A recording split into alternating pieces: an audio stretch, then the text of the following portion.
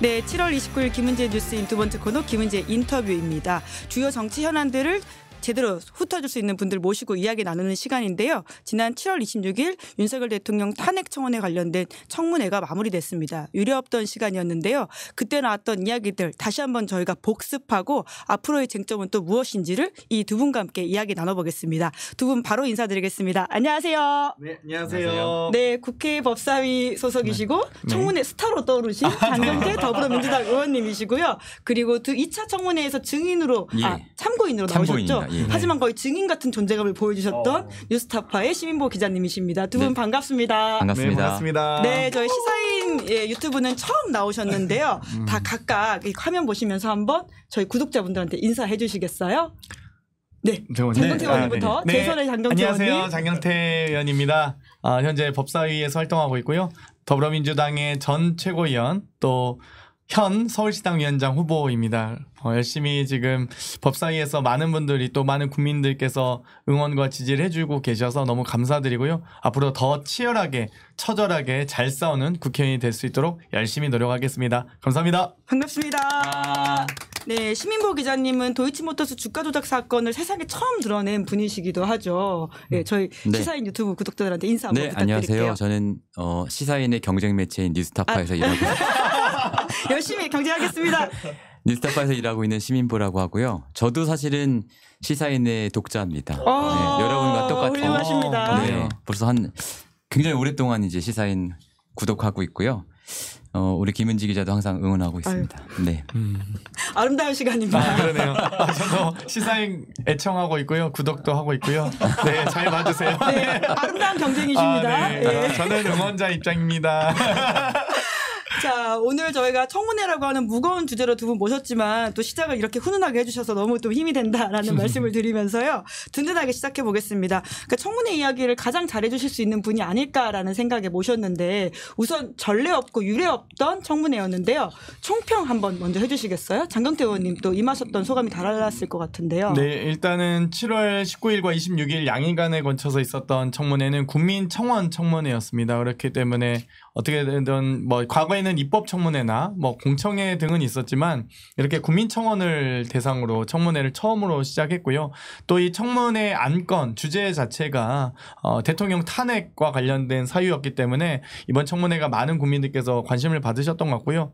1, 2차에 걸친 청문회를 좀 저희가 특색 있게 좀 주제를 잡아서 했었어요. 그래서 1차 청문회는 최혜병 사건 수사 외압과 관련된 청문회를 실시했다면 두 번째 청문회는 이 김건희 여사 관련된 도이치모터스 주가 조작이라든지 또 이종호 씨로 이어지는 구명 로비의 창구가 아니냐 등에 대한 어떤 의혹들이 제기되면서 아마도 두 차례에 대한 청문회를 보신 국민들께서는 더 윤석열 정권의 분노가 더 자아내지 않았을까 생각이 들고요. 앞으로 특검법과 국정조사가 있을 예정입니다. 그렇기 때문에 아마 이 청문회에서 다 하지 못했던 말들 또 이 자료들 또 여러 가지 폭로들도 아마도 이후에 국정조사에서 이어질 거라고 예상하고 있습니다. 네, 디테일한 이야기는 뒤에서 좀 가면서 해보면 될 것 같고요. 참여도 해보셨는데 사실 기자로서는 처음 있는 일 아니신가요? 그렇습니다. 예, 어떠셨어요? 그러니까 저는 이 도이치모터스 사건 관련한 참고인으로 출석을 했는데 가기 전에 사실 긴장을 되게 많이 했어요. 어려운 거나 내가 모르는 걸 물어보면 어떡하지? 이렇게 긴장을 하고 제가 썼던 기사도 이제 다시 읽어보고 갔는데 막상 가보니까 그렇게 이제 제가 생각했던 것만큼 이제 새로운 사실을 다룬다거나 깊이가 있지는 않았습니다만 뭘 느꼈냐면 지금까지 제가 이제 보도하고 많이 이제 알려졌다고 생각했는데도 불구하고 사실은 그게 굉장히 시사 고관여층이나 이런 분들 아니면 잘 모르는 얘기일 수 있겠구나. 그래서 이제 의원님들이 이제 그 내용들 정리해서 말씀해 주시고 이렇게 하는데 그런 내용들이 온 국민이 보는 이제 청문회에서 다뤄졌다는 데 되게 의미가 있는 것 같다는 생각은 들었어요. 그러니까 제가 청문회 나갔다 오고 나서 평소에 시사에 별 관심 없는 분들도 이렇게 문자를 보내주시고 하더라고요. 청문회 잘 봤다면서. 그러니까 이게 도이치모터스 사건에서 이제 팔로우를 계속 해오신 분들이라면 다 아는 얘기일 수 있지만 처음 들어본 분들도 되게 많은 것 같다라는 생각이 들었어요. 아. 거기에 청문회 의미가 있는 게 아니었을까라는 예. 생각이 들었습니다. 전 국민한테 학습을 하는 시간이었다. 예, 말하자면. 사실 예, 청문회를 예. 준비하다 보면 너무 깊이 예. 들어가는 주제는 못 다뤄요. 그럴 사실 것 저희가 이제 같더라고요. 질의 예. 시간도 7분, 5분, 5분 이렇게 좀 줄어들기도 하고요.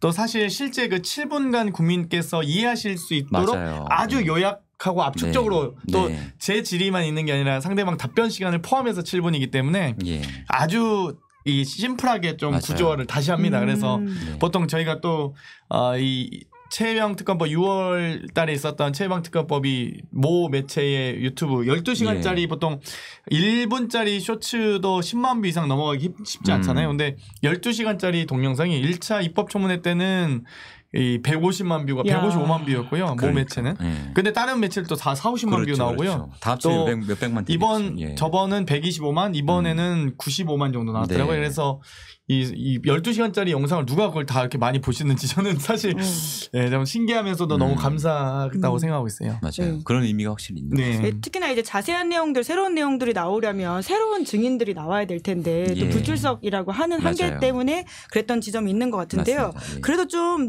두 분이 꼽기에 이 청문회 이 장면은 반드시 기억하셨으면 좋겠다. 혹은 내 뇌리에 굉장히 있다라고 하는 게 있으면 뭐가 있을까요? 먼저 네. 말씀하십시오. 저는 이제 아무래도 기자니까 이제 새로운 팩트가 뭐가 나오는지가 제일 궁금했는데 많지는 않았어요. 그런데 이제 몇 가지 있었습니다. 이제 대통령 기록 원장이 디올백은 대통령 기록물이 아니다라는 것을 확인한 장면. 그건 뭐 다들 예측은 하고 있었지만 어쨌든 공식적으로 확인이 된 장면이 하나 있었고요. 또 한 가지는 이 그 공수처의 송창진 그 예. 부장검사 나왔을 때 윤석열 대통령이 검사 시절부터 사용하던 폰을 공수처에서 이미 압색 영장을 청구했다. 물론 기각됐지만. 네, 법원에서 기각했다. 예, 이 법원에서 이야기겠죠. 기각됐죠. 예, 예. 예. 그 두 가지가 굉장히 새로운 팩트였던 것 같고 재밌는 장면은 아무래도 그 유상범 의원과 최재형 목사 사이에 그 혁명 열사릉 혁명 이슈가 열사릉 장면 있었죠. 그 얘기 예. 듣고 제가 너무 빵 터졌는데 예. 이 카메라 각도상 제가 웃는 게 어디 나왔더라고요. 아, 그래요? 네, 그래서 아이고야 참을 걸 이런 생각을 했습니다. 근데 너무 웃겨서 참을 수가 없었어요. 예. 네, 또 실시간으로 지켜보는 입장에서 많이 웃음이 터졌다라는 보도를 저도 보기도 했었거든요. 영상도 보긴 했었는데. 예. 일단 유상범 의원님이 이제 법사위 간사신데요. 지난 19일 청문회에서도 3부 골프장 3부죠 그러니까요. 했는데 예. 3부 토건 이야기였는데 연타석 예. 홈런이시구나. 예, 두 번째는 또 이거 혁명 열사릉이잖아요. 뭐 했는데 혁명 열사릉도 아니고 그래서 이번에 하나가 더 있었는데 제가 잠깐 지금 기억이 안 나는데 아무튼 유상범 의원님이 네. 계속 좀 저희를 도와주고 계셔서 국민의힘의 엑스맨 아니신가 이런 생각이 들긴 합니다. 네, 그 3부 토건 관련해서 3부는 이제 임성근 전 사단장이 심지어 골프장 3부 맞아요. 군에는 없다라는 걸 확인해 준 맞아요. 임성근 것이죠. 사단장이 가장 답변을 잘하더라고요. 3부 골프장이죠?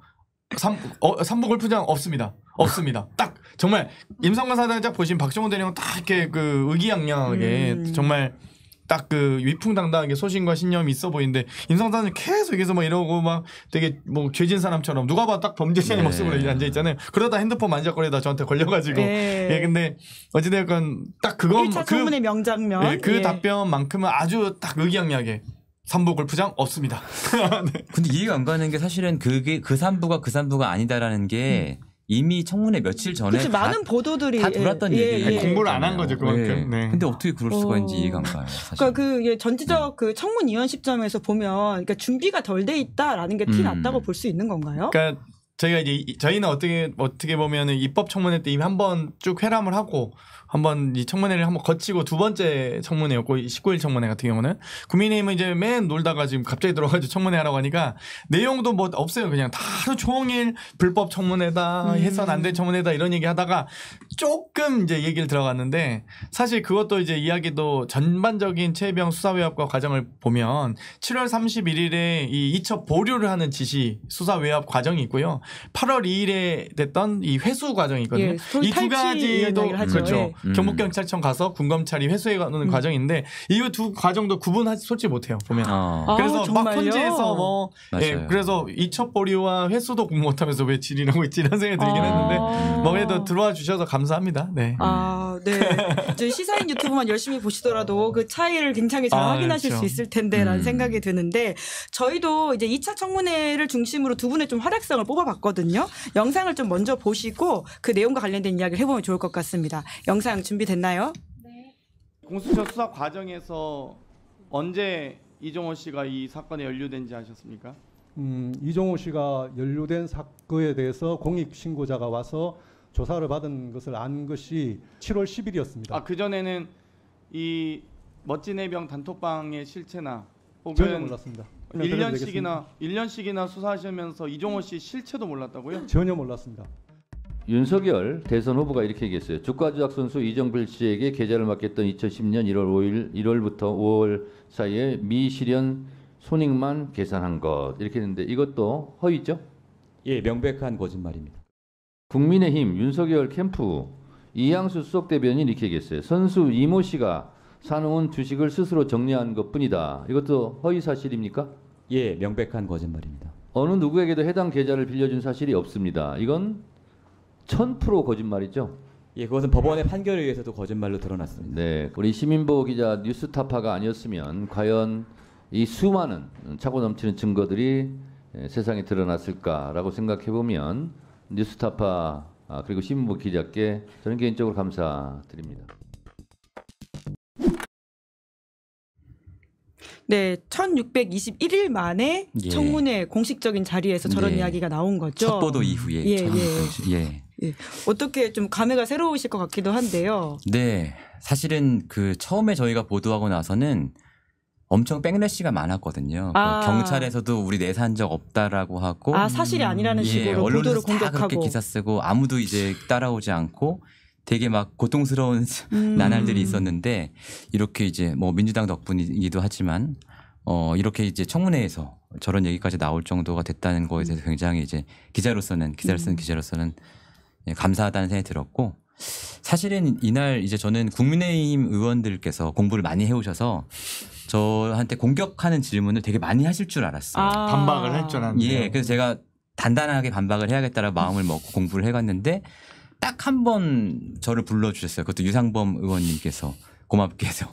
그래서 또 이제 굉장히 사실과 맞지 않는 얘기들을 막 하셔가지고 어떤 또 이야기가 좀 사실이 안 맞는 것이었나요? 그때 검찰 이제 수익 계산 예, 그 예, 그 부분이죠? 부분. 그 예. 부분에 대해서 주진우 의원이랑 의원도? 예. 유상범 의원 두 분이 말씀하셨는데 주진우 의원은 저를 안 부르고 이제 혼자 말씀하신 거고 유상범 의원은 저를 불러주셔가지고 그 부분에서 이제 계속 이제 사실과 다른 얘기를 그게 그 논리가 사실은 저희 보도 나오자마자 서울시에 무슨 무슨 의원이 한 분 계세요. 시의원. 이종배 시의원. 이종배 시의원. 예. 고발을 많이 고발 좀 전문위원으로 하시기로 그분이 예, 개발한 유명하시죠. 논리를 이미 다 반박이 됐음에도 불구하고 아직도 청문회장에 와서 그 얘기를 하고 있다는 데에서 전 되게 깜짝 놀랐습니다. 예. 그러니까 이게 전체적인 수익의 어떤 뭐 양상인데 마치 그것이 합치면 다르다라는 취지의 주장이었던 것이죠. 그리고 법원이 인정하지 않은 거 아니냐 막 예. 이런 얘기들 어떻게 검사 출신들이 그런 얘기를 하고 있는지 정말 전 납득하기가 어려웠습니다. 애초에 실망했습니다. 기소조차 되지 않은 사안이다 예, 이렇게 반박하셨던 걸 기소되지 제가 않은 봤습니다. 사안에 대해서 법원이 그걸 채택을 안 했다는지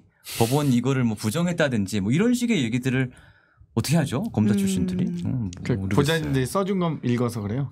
아니 아무리 그래도 본인이 내가 의원해봐서 왔는데 본인이 그러니까 수사 경험도 많고 공판에도 많이 들어가 봤을 그렇죠. 거 아니에요. 근데 이상합니다. 정말 네. 이해가 안 됩니다. 그날 그러니까 결국 확인한 사실은 전반적으로 여당 의원들의 준비 부족을 확인했다 이 말씀이시네요. 그렇습니다. 그리고 이 사건에 대해서는 사실 크게 할 말이 없구나라는 생각이 들었어요. 예. 정말 반박 논리가 없구나. 예. 이렇게 트집을 잡아서 공격을 들어오면 방어를 하더라도 그거 자체가 정치적인 이득은 될 수 있잖아요. 보시는 분들한테. 근데 그럴 부분조차 없었구나라는 생각이 들더라고요.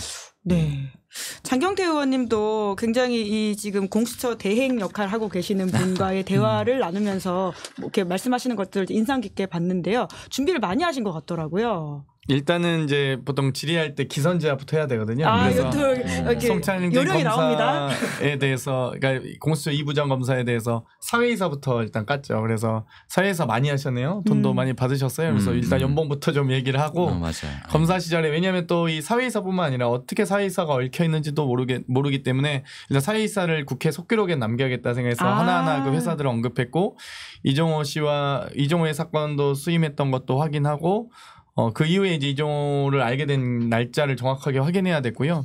또 알고 날로부터 이 본인이 회피했다고 하지만 실제 이종호 씨가 이 단톡방 보도가 됐던 건 6월 25일이었습니다. 그렇기 때문에 이 최해병 사건과 관련돼서 멋진 해병에 이종호 씨가 있었다는 건 6월 25일부터 인지할 수 있었을 텐데 7월 11일이 돼서야 기피 신청을 했다는 내용을 들었기 때문에 조금 늦은 거 아닌가. 그리고 7월 19일이 최해병 순직 1주기이기 때문에 공식적으로는 이 7월 19일까지 통화기록 보존 기한이거든요. 그렇기 때문에 이 수사 방해를 한 의혹이 있는 것으로 저는 사실 제보를 받고 있기 때문에 이 수사 배제뿐만 아니라 공수처에 있어서도 좀 부적절하다라고 생각을 하고요. 그래서 해당 그 부장검사에 대해서 조금 속기록에 남길 건 남기고 본인이 언제 기피 신청을 제대로 했는지도 알아야 됐고 또 그때 2월 중에 본인이 공수처 검사가 작년 2월에 공수처 검사가 됐다고 했고 그 이후에 7월 발생한 이후에 8월 중에 공수처에 고발된 사건에 대해서 왜 1년이나 걸렸는지에 대해서 제대로 이 조사 발언도 못 하고 있었고요. 그래서 왜 압수수색 영장을 신청하지 않느냐 이 얘기를 했을 때 본인이 신청을 했다라고 이제 그때 처음으로 밝혔어요. 그러니까 사실 그 전에 이 국회 현안 보고 받을 때는 공수처장 당시 이 처장은 압수수색 영장 왜 신청 안 하냐 했을 때 그냥 미소로 화답을 했거든요. 황당하게도. 그랬는데 이번 이제 이 청문회 때 좀 저는 성과는 압수수색을 실제로 신청을 했고 또 윤석열 대통령의 검사 시절 폰에 대해서도 압수수색 영장을 신청을 했다. 다만 법원이 기각했다라는 게 전 나왔다는 게 큰 의미가 있다고 봅니다. 근데 다만 압수수색 영장을 신청한 것만 가지고 공수처의 면죄를 줘서는 안 된다 생각하고요. 그 영장의 내용이 실질적으로 제대로 잘 썼는지 여부도 좀 봐야 된다고 봐요. 그래서 영장을 제대로 했는지는 국정감사 때 자료 요구해서 공수처에 대한 조사는 저희가 할 거고요.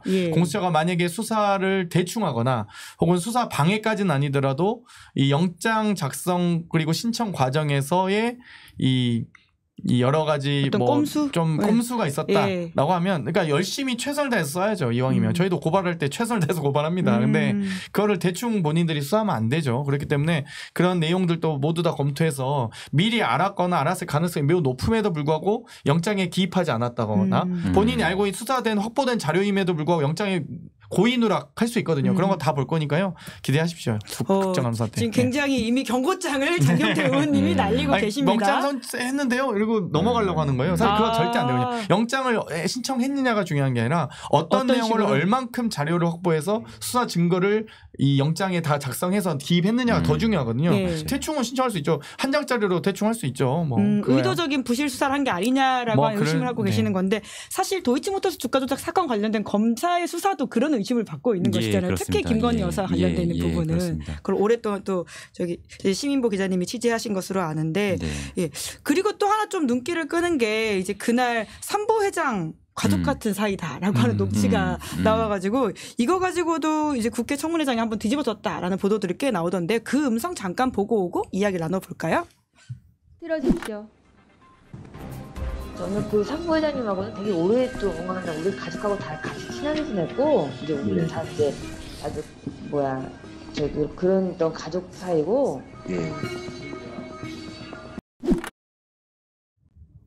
네, 장경태 의원님이 현장 계셨으니까 여기 좀 어떤 상황인지 설명을 해주실 수 있으세요? 이미 보도된 내용이었는데요. 박원정 의원께서 이제 저 영상을 트셨죠. 근데 이제 갑자기 국민의힘 의원님들이 득달같이 일어나시면서 왜 합의되지 않은 영상을 트는 거냐 어쩌고 막 하시더라고요. 그래서 아니 영상 화면 다 본인들도 다 지금 이미 틀고 있으면서 뭐 혁명 열사묘까지 다 공개도 하고 하셨는데 왜 저건 안 되는지 그래서 아무튼 잘 트셨고요. 다만 이제 삼부토건과 이 김건희 여사의 관계는 매우 밀접한 것으로 저희가 알려지고 있기 때문에 저는 오늘 이제 MBC 인터뷰에서도 삼부토건 게이트, 소위 삼부토건 국정조사에 준해서 해야 되지 않을까 이런 생각이 듭니다. 그래서 상당히 여러 건이 있는 것 같아요. 사실 그러니까 이종호 씨가 나오면 제가 좀 질문드리고 싶었던 게 있는데 이종호 씨와 김건희 여사의 관계는 생각보다 더 오래돼 될 수 있다라고 다들 조금씩 다 알고 계실 텐데 한 2010년 이전으로 결혼 전까지도 거슬러 올라갈 것 같거든요. 그래서 그런 부분을 좀 물어보고 싶은데 이종호 씨가 왜 안 나오신지 모르겠어요. 좀 떳떳하고 당당하시면 나오세요. 좀 삼부 골프장이 어디 있는지 한번 찾아봅시다. 그럼 함께 정말 삼부 골프장이라면서요. 그거라도 좀 질문 드릴 테니까 나오십시오. 네. 네. 오늘 특히 라디오 인터뷰에서 말씀하셨던 게 많이 기사가 나왔던데요. 이종호 씨가 이제 김건희 여사와 이제 오빠라고 하는 이제 호칭을 들을 정도의 사이다라는 거를 제보받으셨다라는 거죠. 네, 그 이야기 그렇죠. 조금 더 자세히 해주시면. 일단 그 정도의 내용까지 제가 공개 가능할 것 같고요. 이종호 씨가 김건희 여사와 통화를 하는데 상대편 김건희 여사로 추정되는 혹은 또 이종호 씨도 김건희 여사한테 전화할게라고 했는데 김건희 여사가 오빠 이렇게 얘기했다. 그 목소리가. 그래서 황당했다. 뭐 이런 정도의 이야기고요. 어찌됐건 그 정도. 네, 이종호 씨 나오시면 제가 질문 드리겠습니다. 네. 얼른 나와라 하는 이야기신데. 네. 예, 근데 어차피 이게 시한부 인생인 게요. 저희가 국정감사 가면 혹은 국정조사 가면 당연히 증인 신청하죠. 그러면 거기는 이제 동행명령장 발부되면 강제 구인할 수 있거든요. 예. 그래서 작년에 다 모든 국민들께서 기억하실 텐데 심지어 이 SK 최태원 회장께서도 국정감사장에 나타나셨어요. 그 오후에 저녁에 동행명령장 발부하겠다라고 엄포를 내니까. 그러니까 아니 이종호 씨가 물론 최태원 회장보다 더 위에 있는 사람일 수 있죠. 거의 김건희의 최순실급이니까. 그런데 그런다 할지라도 최순실도 결국 국회는 출석했습니다. 그러니까 피해갈 수 없으니까요. 이종호 씨 이제 나오십시오. 네. 나와서 진실을 밝히는데 협조를 해라. 삼도 골프장이 어디 있는지라도 알려주시면 좋겠어요. 저는 그거라도 지금 골프장이라고 계속 주장하시잖아요. 네. 결국은 시간의 문제다 이런 말씀이신데 이종호 씨 같은 경우는 사실은 권오수 회장이 김건희 여사를 소개해 줬다고 알려져 있었지만 그게 아니더라고요. 권오수 회장이 소개해 주기 전부터 자기는 김건희를 알았다라는 본인의 법정 진술이 있습니다. 네네. 예. 사실 그 사건 전에도 다른 또 사건으로도 연루가 돼 있잖아요. 네. 어떤 사건인지 좀 알려주셔야 됩니다. 그건 나중에 안 됩니다. 여기서 가셔야 되는데요. 그래서 다 아시잖아요, 기자님. 근데 아무튼 이종호 씨는 참 난 사람이다. 제가 비속어를 여기 쓰지 말라고 해서 난 사람이다. 생각합니다. 난 사람. N을 쓰고 싶은데 난 사람이다. 이종호 씨 관련해 가지고는 시민보 기자님도 잠깐 이야기를 해주셨는데요. 이게 취재하면서 이름을 오랫동안 이제 블랙펄 인베스트먼트라고 하는 그 단체에 대해서는 이야기를 듣고 좀 쫓아갔던 것이죠. 그러면. 그렇죠. 아니 사실 이종호 씨 같은 경우는 도이치모터 사건 때문에 알게 된 것이죠. 근데 이제 그 사건을 취재하거나 혹은 이제 수사나 재판 과정에서 이종호 씨에 관한 얘기가 조금 더 알려지게 된 것이고. 근데 이 정도 키맨일 거라고 상상을 하셨나요? 사실 최상병 사건에서까지 등장할 거라고 하는 것은 굉장히 놀라운 반전이라고 저는 좀 생각했는데. 전혀 상상 못했고요. 사실은 그 소문이 파다하게 돌았잖아요.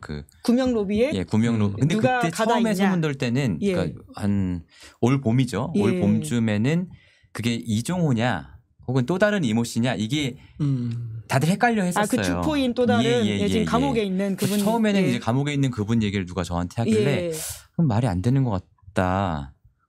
그러면 또 다른 이모 씨 이종호가 맞는 거 아니냐. 그때도 저는 사실은 믿지 않았어요. 사실. 믿지 않았어요. 왜 그러셨어요?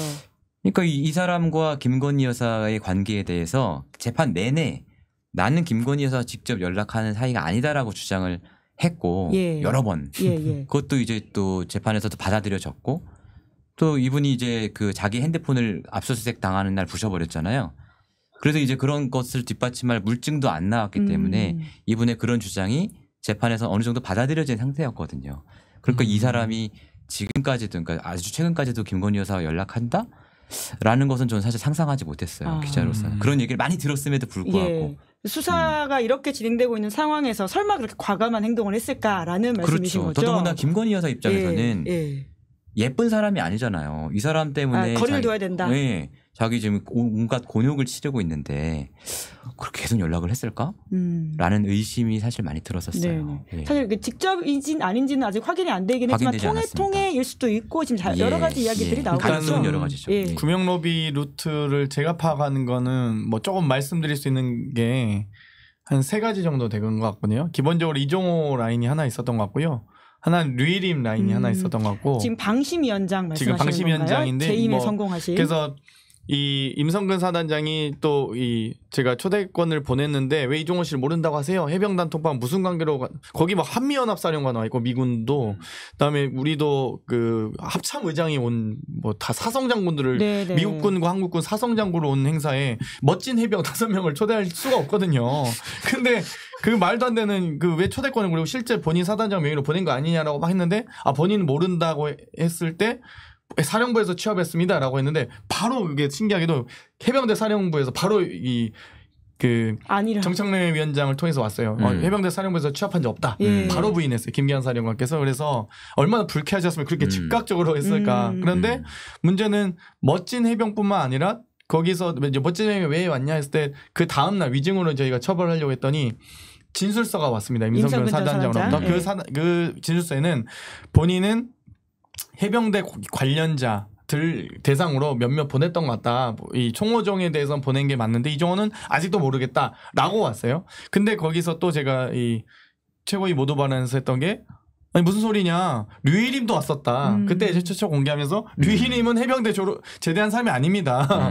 류일임이 어떻게 해병대 나왔겠어요. 그 그러니까 해병대 관련 기관인 단체도 아니고 유관 단체도 아니고 자매결연 단체도 아니에요. 문화엑스포 대표이사가 무슨 자격으로 왔느냐라고 물었고 거기에 대해서 임성근 사단장은 답변을 못 하고 있거든요.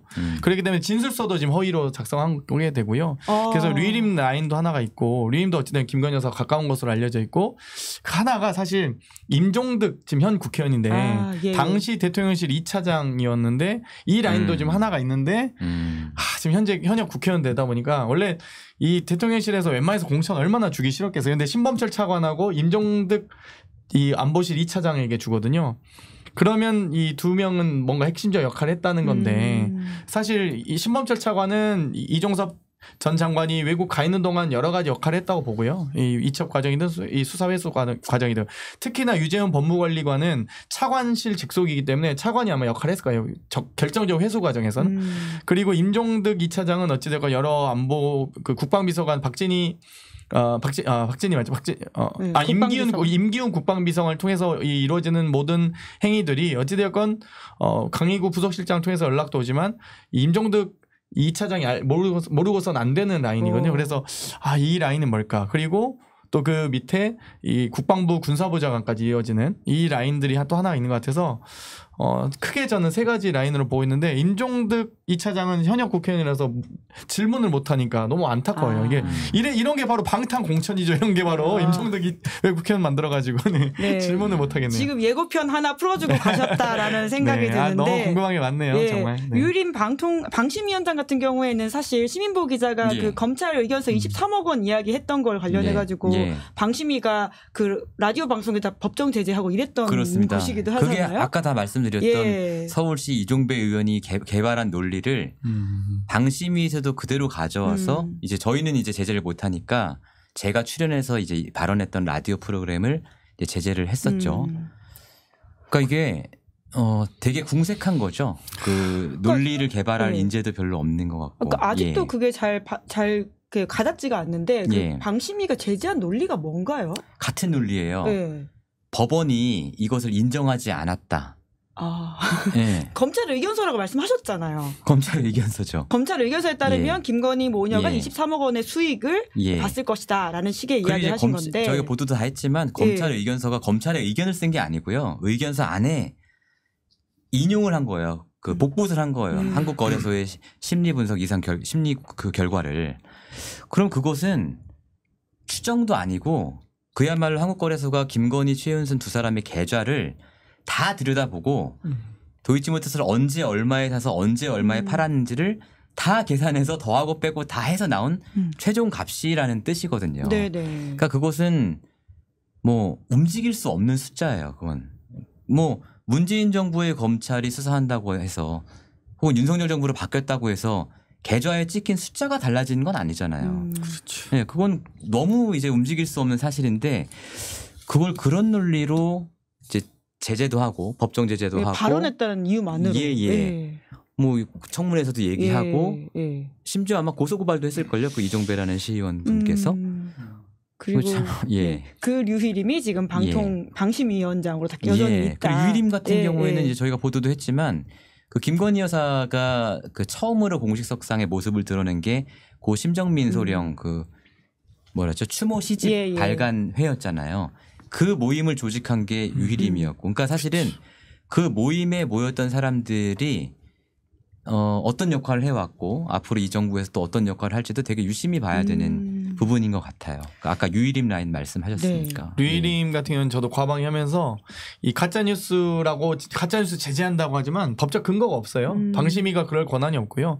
만약 이 문제되는 뉴스다라고 하면 언중위에서 예를 들면 예. 정정보도나 반론보도권을 신청해요. 청구할 수 있는 권리가 있는 거고 이 정보통신망법에 의해서 방심위는 불법 정보에 대해서 제재할 수 있지 뉴스에 대해서 제재할 수 있는 권한이 하나도 없어요. 근데 방심위가 지금 불법적 의결하고 있거든요. 예. 그래서 류일임 위원장도 나중에 두고 봅시다. 네. 오늘 여러 명한테 경고장 던지는 과방에서 장경태 너무 화가 의원님. 나가지고 이 류일임도 제가 예. 과방일 때 있고 그러니까 그러니까 희한하게 소송 지금 가서 나온- 계속 지잖아요. 그러니까요. 소송 가서. 류일임 저 사실 그 민원 사주 의혹도 뉴스타파가 처음으로 예, 보도하신 거 그렇습니다. 아닙니까? 그렇죠. 예. 민원 맞아요. 너무. 예.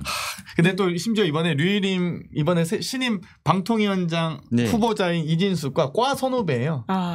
정말 다 연결되네요. 그래서 류일임 라인이 이제 방통위까지 오는구나. 저는 참. 그러니까 이게 정상적인 정부라면 저는 뭐 심지어 뭐 박근혜 정부였다고 하더라도 이 정도 의혹이 나왔으면 전 당연히 옷을 벗었을 거라고 그렇지. 생각을 하고 저희가 유일임의 청부 민원을 작년 12월 24일 크리스마스 이브 때 보도했거든요. 그래서 저희는 당연히 뭐 좀 반응이 빠르면 해가 바뀌기 전에 반응이 늦더라도 설 전에 유일임은 옷을 벗을 수밖에 없다라고 저희는 생각했어요. 그 사실 모든 정부의 그러니까 지금 윤석열 정부 아니라면 어떤 정부에서건 그건 못 버텼을 거라고 저는 봐요. 근데 놔뒀을 뿐만 아니라 이번에 또 연임을 시켜줬잖아요. 예. 문 걸어 잠그고. 그러니까 이거는 보도가 뭐랄까 나왔죠. 예. 국민들한테 선전포고를 하는 거라고 저는 생각합니다. 예. 그 참 오늘 나오는 이름들이 그 임성근 금융로비 의혹과 관련돼 있는 이름으로 시작해서 참 돌고 돌아 윤석열 네. 정부의 여러 가지 비판 지점에 맞닿아 계신 분들이라는 생각이 드는데 그렇네요. 예. 그러네요. 결국은 김건희 여사가 또 어떤 의혹의 중심에 있다라는 것을 피하기 어려운 지점인 것 같은데 예. 그날 안 나오지 않았습니까? 불출석 사유서도 내지 않고 안 나왔는데 그래서 비 맞으면서 또 그 전달하러 가신 사진도 제가 봤습니다. 네. 어떻게 좀 정말. 대응하실 예정이세요? 일단 대통령의 부인이거나 혹은 뭐 대통령 전직 대통령이거나 그 가족들 친인척도 한 번도 이렇게 출석 요구에 응하지 않은 적은 없거든요.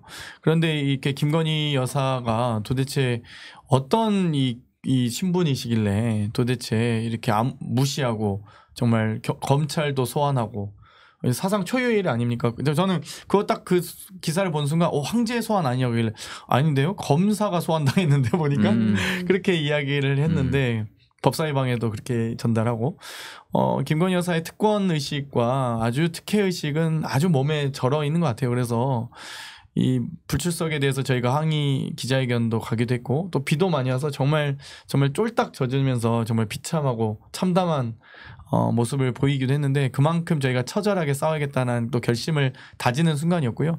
김건희 여사도 다시 한번 말씀드리지만 시한부입니다. 그렇기 때문에 저희가 국정감사 때는 뭐 새로 법을 만들 필요는 없어요. 어차피 외국도 나가지 마시고 국정감사 기간 3주거든요. 그러니까 3주 내내 저희가 부를 테니까요.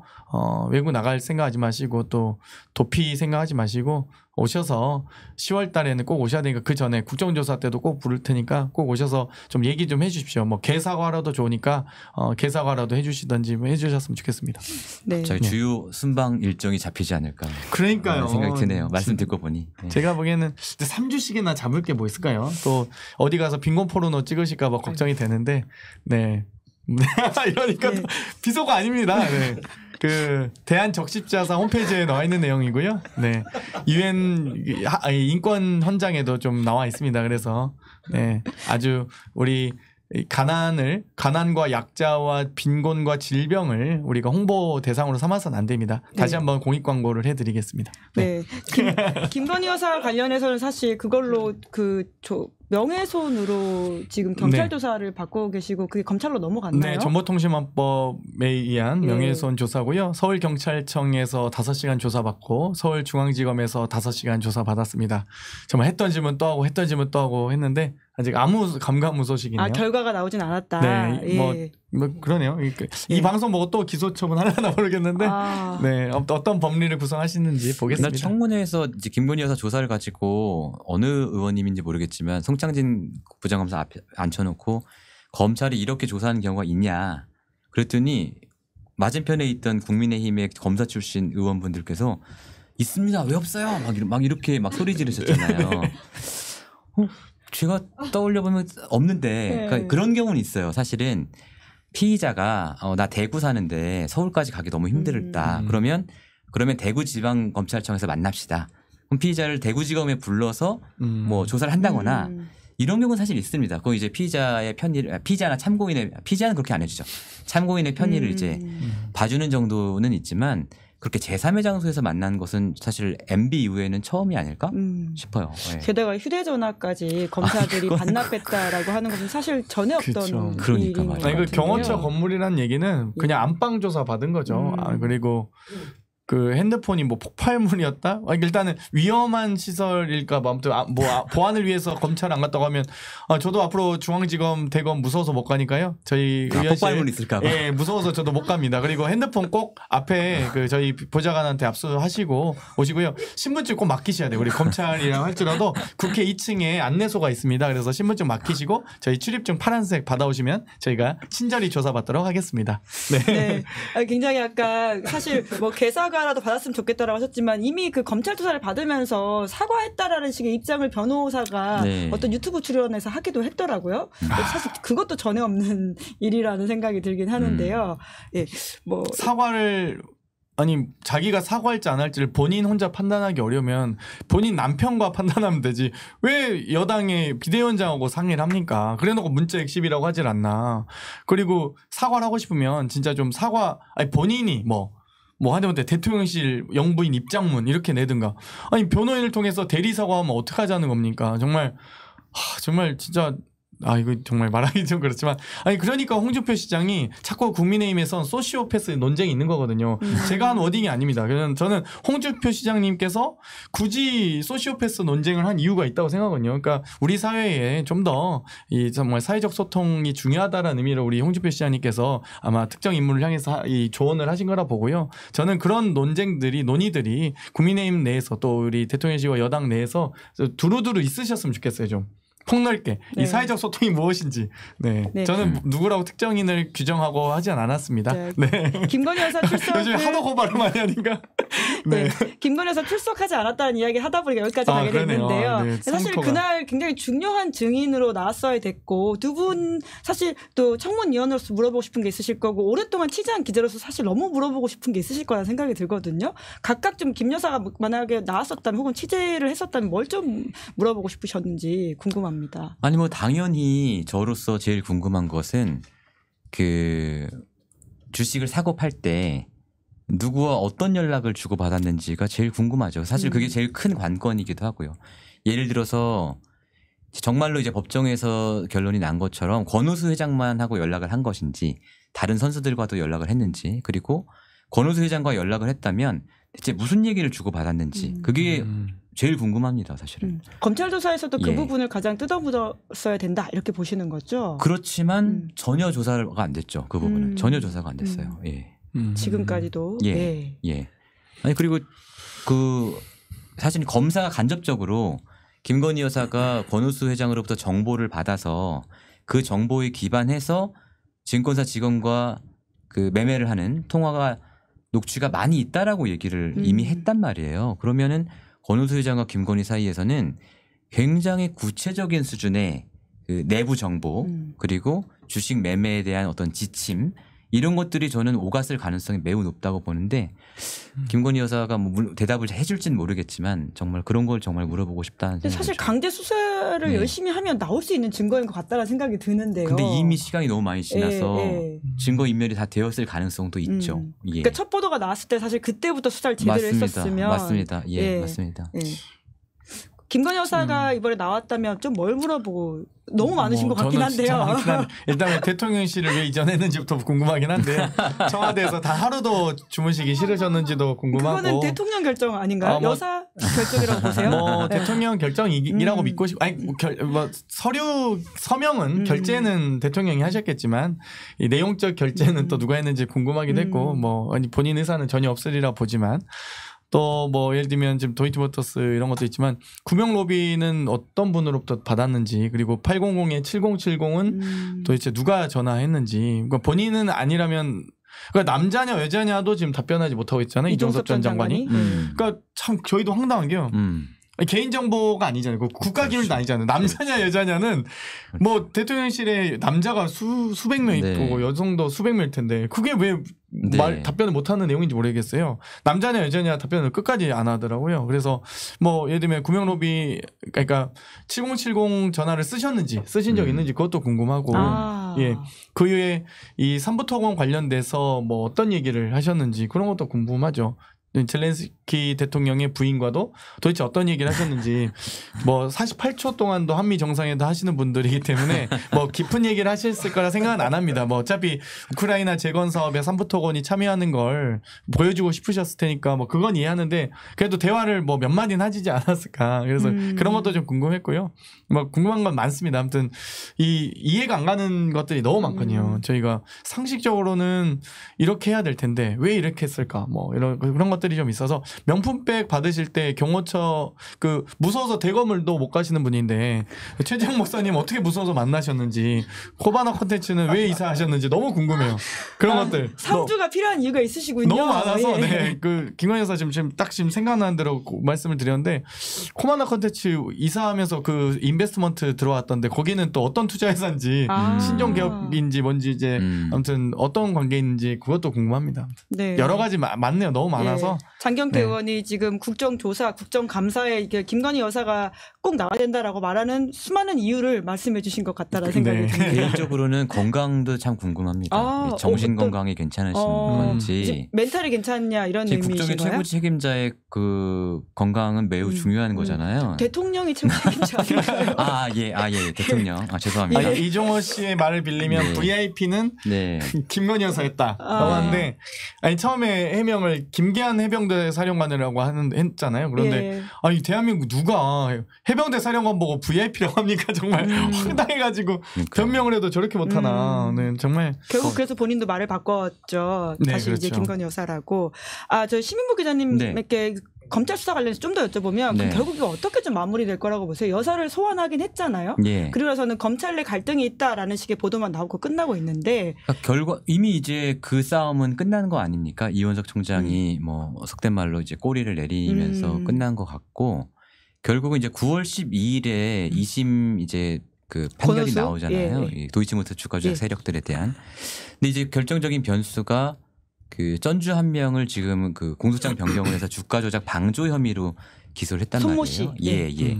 그렇다면 2심에서 만약에 손 씨가 주가 조작 방조 혐의 유죄가 나와 버리면 이건 정말로 난처해지는 거거든요. 그렇기 때문에 저는 어떤 무리수를 써서라도 9월 12일 이전에 결국은 무혐의 처분을 할 가능성이 높다. 왜냐하면 그렇게 했을 때 국민적인 저항이나 역풍이 어마어마하겠지만 9월 12일을 넘기는 것보다는 리스크가 적기 때문에 저는 왠지 그럴 것 같다는 생각이 듭니다. 오랫동안 사실 이걸 시작부터 끝까지 취재했던 기자의 감에 따르면 결국 어떻게든 봐줘야 되기 때문에 9월 12일 전에 털 것이다 라는 말씀이시네요. 그렇죠. 9월 12일 넘기면 굉장히 곤란해지죠. 참 결론은 털어준다라고 하는 것이기 그렇게 때문에 늦게 불기소를 할까요?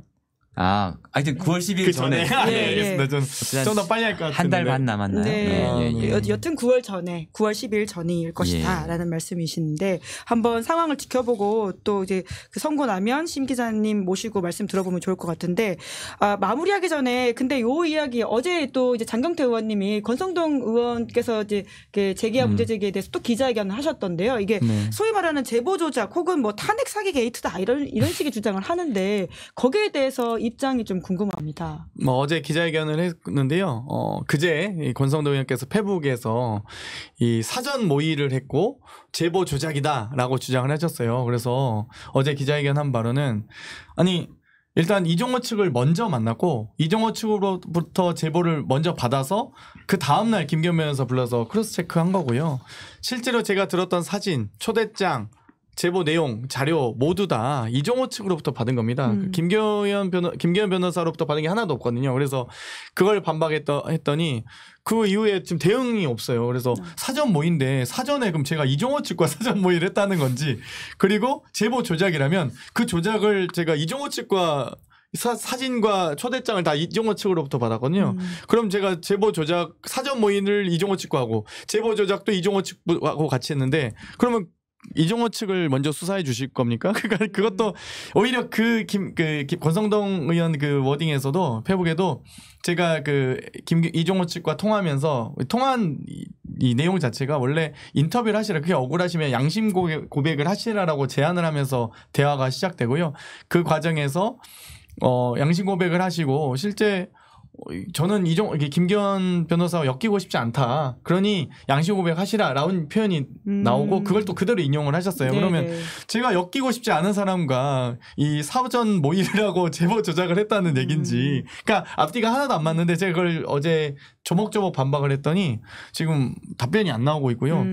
심지어 고발을 하실 때 왜 JTBC와 김기현 변호사만 고발을 합니까? 저도 이게 제 녹취 다 가져가서 한번 수사기관, 제가 공개를 못해도 수사기관에서 밝힐 수 있는 게 있잖아요. 그럼 입수하셔도 되는데 제가 또 이 수사기관의 자료를 또 제공할 수 없기 때문에 저를 고발하셨으면 제가 적극적으로 또 반박하는 과정이 있었는데 나를 고발하라. 저는 고발을 또 뺐더라고요. 그래서 도대체 왜 그러는 건지 도대체. 그리고 오늘 제가 MBC에서도 뭐 그러니까 임성근 사단장이 감사 표시로 작년 말에 이종호 씨를 만났다는 제보도 받았고, 실제로 김건희 여사가 오빠라고 부른다더라 라고 했는데, 예전엔 이런 정도 인터뷰가 나오면요 바로 저 윤리위 제소 당했거든요. 제가 21대 최다 윤리위 제소 의원이기 때문에 그런데 제소도 안 하고 반박도 바로바로 막 할 텐데, 어제는 막 박준태 국민의힘 원내대변인가요? 뭐 반박하고 막 뭐 조작이라고 하는데, 오늘 왜 이렇게 조용한지 모르겠어요. 그랬더니 이제 밭글이 하나 돌더라고요. 뭐 제가 제보를 협박해서 어쩔 수 없이 내놓을 수밖에 없었다, 이종호 측이. 저를 무서워하셨군요. 저는 뭐 그 녹취 보시면 아시겠지만 거기서 제가 사정하고 있잖아요. 제발 양심 고백하시고 정말 인터뷰 하시는 게 어떤가요? 하면서 웃으면서 막 얘기하는데 뭐 그걸 누가 협박이라 보겠습니까? 아무튼 예. 네, 근데 아무튼 저는 고발해서 빼서 조금 서운했습니다. 저 항상 나를 고발러인데 예. 고발 당함러. 네. 네. 근데 이종호 측은 사이가 나빠진 건가요? 안에서 모르겠어요, 왜 이렇게 제보를 했다고 네, 처음에는 보세요? 김기현 그 당시가 25일 날 JTBC의 단톡방 보도가 나가고 나서 27일 날 이제 연락이 와서 만나게 되는데요. 근데 제가 보기에는 그 단톡방 보도에 대해서 김기현 변호사가 거짓말쟁이다라는 걸 좀 강조하고 싶었던 것 같고요. 또 한 가지는 저는 좀 그때 좀 이상하다 느꼈던 게, 이 3부 이야기는 뭐예요? 3부 토건 이야기인가요? 했을 때 대단히 민감하게 예민하게 반응하면서 약간 극구 부인하더라고요. 그래서 이거 진짜 이거 사실이구나 라고 느끼긴 했어요. 저희는 3부 골프장이 없는 거 알고 물어봤거든요. 근데 이거 3부 골프장입니다 라고 거짓말 하더라고요. 그러니까 실제로 유상범 의원이 7월 29일 날 이거 3부 골프장이죠? 라고 질문하기 전부터 6월 27일 이미 이때부터 이분들은 3부 이야기는 3부 골프장이야 라고 입을 맞추고 온 게 아닌가라는 저는 강한 인상을 받았고요. 그래서 이건 3부 토건 이야기구나라고 확신이 들었고, 실제 그 단톡방 이후에 3부 토건 관련된 주가 조작이 이루어지기 때문에 이거는 나중에 3부 토건 관련된 국정조사 과정에서는 충분히 밝힐 수 있겠다라는 생각이 들었습니다.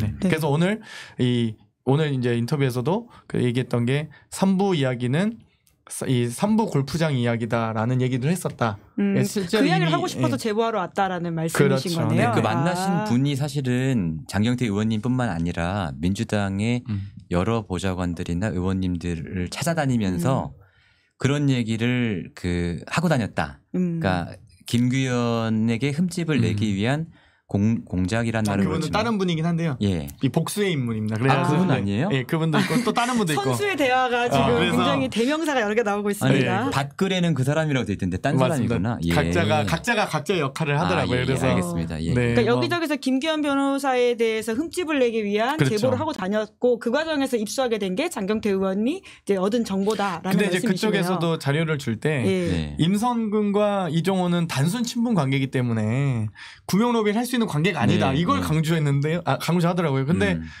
근데 임성근 사단장은 이종호 씨를 아예 모른다고 했거든요. 그러니까 또 앞뒤가 안 맞아요.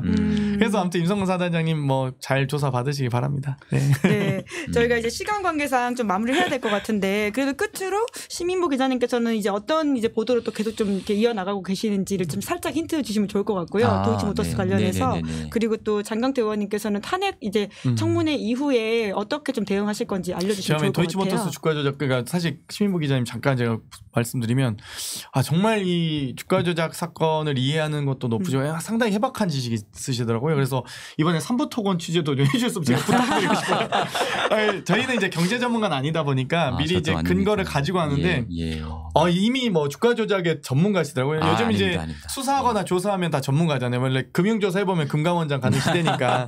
네. 저는 그렇지 않고요. 뭐 기자로서 취재는 해야죠. 예, 하겠습니다. 네. 예. 도이치모터스 관련해서는 사실은 이제 그 나올 건 사실 거의 다 나왔다고 저는 생각을 하는데요. 그 검찰이 범죄 기관으로 특정하지 않은 기간, 그러니까 2009년 12월 전에 이야기하고 또 2012년 12월 말 그 후의 이야기들 그 두 가지 얘기는 아직 조금 덜 다뤄진 부분이 있는 것 같아서 그 부분을 취재하고 얼마 전에 이제 한국일보에서 그 신주 인수권 기사를 썼는데 그 포함해서 여러 가지로 취재를 하고 있습니다. 예. 네, 열심히 또 챙겨보도록 하겠습니다. 네. 네. 앞으로 저희는 이제 검사 탄핵 조사위가 열릴 예정이고요. 또 김건희 특검법, 또 한동훈 특검법에 대한 입법 청문회가 또 예정되어 있습니다. 그래서 8월 달도 아마 쉴 새 없이 여러 또 국회 의사 일정이 있을 예정이고요. 또 저희는 또 전당대회도 있고 저도 8월 17일 날 서울시당 위원장 선거가 있습니다. 단독 후보긴 하지만 그래도 열심히 선거를 잘 치러서 2년 뒤에 있을 지방선거 승리의 교두보를 잘 마련해야겠다 생각하고 있고요. 9월에 아무튼 정기국회 있는 전에 저희도 최대한 잘 준비해서 이번 2024년도 정기국회가 더 내실 있게 알차게 진행될 수 있도록 열심히 노력하겠습니다. 네, 그럼 두 분 수고 많으셨습니다. 네. 고맙습니다. 감사합니다. 네, 7월 29일 김은지의 뉴스인 여기까지 하고요. 방송 마치기 전에 광고 안내하겠습니다. 여러분들은 보험을 어떻게 가입하셨나요? 대부분의 보험은 전문 설계사가 아닌 가족이나 친척 등을 통해 묻지마식으로 가입하시는 분들 많으실 겁니다. 그러다 보니 꼭 필요한 보장들이 포함되었는지 지금 내가 보험료를 얼마나 내고 있는지 적정한 수준인지 모르시는 경우가 태반인데요. 이런 분들 위해서 전문 보험 클리닉 업체 더 착한 보험을 소개해드립니다. 요즘 경기가 안 좋아서 보험료 나가는 게 부담스러우신 분들 많으실 텐데요. 이럴 때 보험료는 줄이고 보장은 유지하는 방법도 있다라고 하니까 상담 받아보시면 좋을 것 같고요. 무엇보다 이 업체는 여러 채널에서 오랫동안 광고를 진행하고 있는 업체라고 하니까 더 믿음이 간다 이런 말씀 드리면서 상담 예약은 대표번호 1644-1236 010-7612-3303으로 연락 주시거나 24시간 언제든지 문자 카톡 남겨주시면 확인 후 연락드리고 있다고 합니다. 옆에서 들으시느라 고생 많으셨고요. 진짜 끝입니다. 그럼 내일 오후 5시에 저는 박성태, 장성철 두 분과 함께 찾아오겠습니다. 오늘 방송 재밌게 보셨다면 구독, 좋아요, 알림 설정 부탁드리겠습니다. 감사합니다. 감사합니다. 아유.